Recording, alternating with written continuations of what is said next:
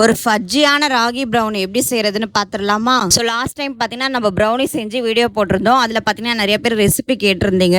இதில் பார்த்தீங்கன்னா 250 gram chocolate எடுத்திருக்கேன். 1/2 கப் ராகி, 2 ஸ்பூன் வந்து கோகோ பவுடர் ஜலிச்சு எடுத்திருக்கேன். அப்புறம் பார்த்தீங்கன்னா நட்ஸ் வந்து உங்களுக்கு ஆப்ஷனல் தான். வெண்ணிலா எசன்ஸ், பேக்கிங் பவுடர் 3 முட்டை, அப்புறம் வந்து நம்ம அரைச்சி வச்சிருக்க சுகர், பட்டர் வந்து 100 கிராம்ஸ் எடுத்திருக்கோம். ஸோ வீடியோவில் எடுக்க மறந்துட்டோம். ப்ரௌனி செய்யறதுக்கு முன்னாடி நீங்கள் எந்த டின்ல செய்ய போறீங்களோ அதை வந்து நல்லா செட் பண்ணி வச்சுக்கோங்க, பட்டர் பேப்பர் போட்டு. இதில் ஃபர்ஸ்ட் ஸ்டெப் பார்த்தீங்கன்னா பட்டரையும் சாக்லேட்டையும் டபுள் பாயிலிங் மெத்தட்ல வந்து மெல்ட் பண்ணி எடுத்துக்கணும். நீங்க மெல்ட் பண்ணி எடுக்கும்போது இந்த கன்சிஸ்டன்சிக்கு வரணும், கொஞ்சம் கூட கட்டியே இல்லாம வந்து அதை மெல்ட் பண்ணி எடுக்கணும். ஒரு பவுல்ல பார்த்தீங்கன்னா 3 முட்டை எடுத்திருக்கோம். அது கூட பார்த்தீங்கன்னா ஒரு மூடி அளவு vanilla essence, 1/2 spoon baking powder, அரைச்சி வச்சிருக்க சுகர், பிஞ்ச் ஆஃப் சால்ட், இதெல்லாம் போட்டு நல்லா மிக்ஸ் பண்ணணும்.